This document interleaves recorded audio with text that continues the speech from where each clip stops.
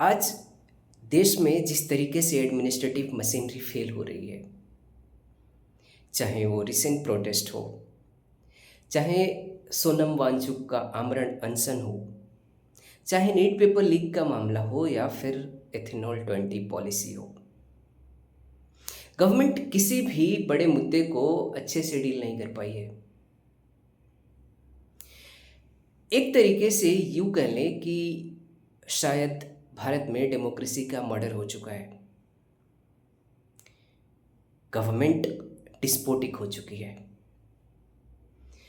मोदी सरकार ना ही अकाउंटेबल है और ना ही इस गवर्नमेंट में किसी लेवल की ट्रांसपेरेंसी है।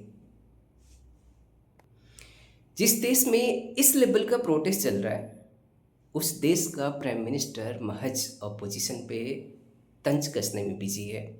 तो आप खुद सोच सकते हैं। जरा सोचिए, आज देश का युवा संसद तक पहुंच गया है। अगर देश का युवा प्रोटेस्ट करते करते संसद तक पहुंच गया है तो कुछ तो आपकी पॉलिसी में खामियां होंगी। आज जो हाल इस देश का है, उसे देखकर बाबा साहब की याद आती है कि बाबा साहब शायद एक गलती हो गई। हमें अपने कॉन्स्टिट्यूशन में एक प्रोविज़न ऐसा भी रखना चाहिए था कि कोई भी पॉलिटिकल पार्टी कॉन्टिन्यूएशन में 10 साल से ज़्यादा रूल नहीं कर सकती है। मानो आज देश के सारे अवाम एक आवाज़ में बोल रहे हों कि मोदी जी अब बस करो, हमारे तो अच्छे दिन आए नहीं लेकिन आपके अब ख़त्म हुए। क्या प्रोटेस्ट का जवाब सिर्फ लाठीचार्ज है?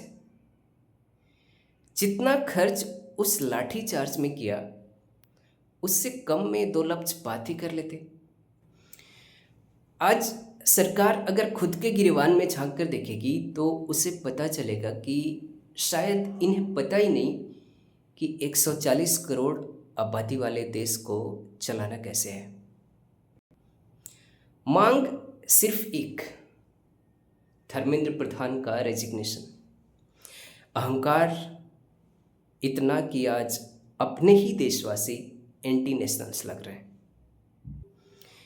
फिर से वही सवाल, एक ऐसी सरकार जो हर बड़े मुद्दे पर खामोश रही हो, वो सही है या अकाउंटेबल गवर्नमेंट जरूरी है?